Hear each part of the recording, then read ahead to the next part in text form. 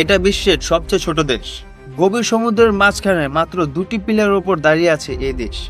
দেখে হাস্যকর লাগলেও এই দেশে যেতে হলে আপনার পাসপোর্ট লাগবে। জানলে অবাক হবেন এই দেশে আলাদা টাকাও রয়েছে। তাহলে গভীর সমুদ্রের মাঝখানে এই দেশটি কে বানালো?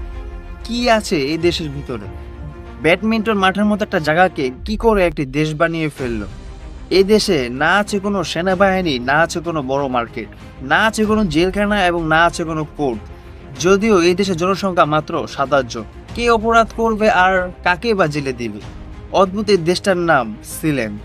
এটার আয়তন মাত্র ৫০ বর্গ কিলোমিটার, মোটামুটি বড়সড় একটা ফেরির মতো।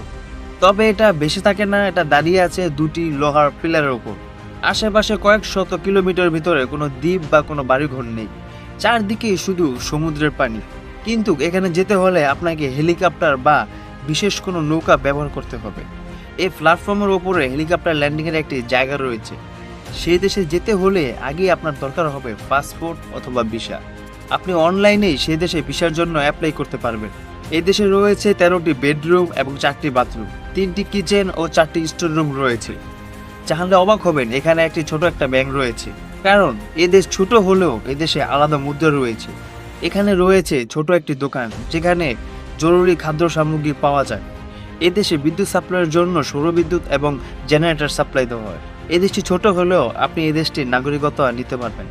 এর জন্য আপনাকে খরচ করতে হবে প্রায় ৫০,০০০ টাকার মতো। অনলাইন দিয়ে টাকা দিলে তারা আপনাকে পাসপোর্ট, সনদপত্র এবং বংশগত উপাধি দিয়ে দিবে। জানলে অবাক হবেন এই দেশে একটি ফুটবল টিমও রয়েছে যারা আন্তর্জাতিক ম্যাচ খেলেছে। চলুন এবার দেখে আসি এই দেশটাকে কে বানালো এবং কিভাবে বানালো। দ্বিতীয় বিশ্বযুদ্ধের সময় ব্রিটেন সমুদ্রের ওপর একের পর এক বিশাল প্ল্যাটফর্ম বানায় শত্রুদের ঠেকানোর জন্য। এর মধ্যে একটা হচ্ছে সিলেট। এটা মূলত ইংরেজদের উপকূল থেকে ১২ কিলোমিটার দূরে সমুদ্রের মাঝে লোহার উপর দাঁড়ানো একটি মিলিটারি ফোর্ট। যুদ্ধ শেষ হলে ব্রিটিশ নৌবাহিনী এটাকে ফেলে রেখে চলে যায়। তারপর কয়েক বছর এটা ফাঁকা পড়ে থাকে। ১৯৬৭ সালে একজন সাবেক ব্রিটিশ আর্মি এখানে একটি রেডিও স্টেশন চালাতো, অর্থাৎ সরকার থেকে অনুমতি না নিয়েই রেডিওতে গান বাজাতো। কিন্তু ব্রিটিশ সরকার তাকে বাধা দেয়। তারপর এই লোক তার পরিবার সহ এই প্ল্যাটফর্মে বসবাস করা শুরু করে। তারপর কিছুদিন পর সে ঘোষণা দেয় এটি একটি স্বাধীন দেশ এবং এর নাম প্রিন্সিপ্যালিটি অফ সিলেট দেয় এবং এদেশের রাজা হন প্রিন্স রয়। ১৯৭৪ সালে নেভি এসে তাদেরকে সরাতে চায়, কিন্তু রয়ের ছেলে মাইকেল বন্দুক হাতে নিয়ে দাঁড়িয়ে যায়। গুলি চলে না ঠিকই, কিন্তু নেভি চলে যায়।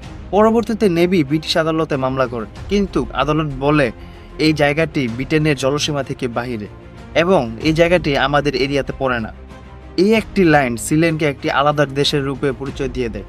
দেশের মূল মালিক রয় মারা গিয়েছে, কিন্তু তার ছেলে মাইকেল এখন সিলেট দেশটি চালায়। বিশ্বের অনেক পর্যটকই এখানে ঘুরতে আসে। কেউ কেউ সেখানে এসে রাত কাটায়, আবার কেউ কেউ সে দেশের নাগরিকও হয়ে যায়। আপনি আমি এই দেশটাকে দেশ হিসাবে না মানলেও জাতিসংঘ কখনো এই দেশকে নিয়ে কখনো কিছু বলে না, এবং কি বিশ্বের অনেক দেশই এই দেশকে স্বাধীন দেশ হিসেবে ঘোষণা করে।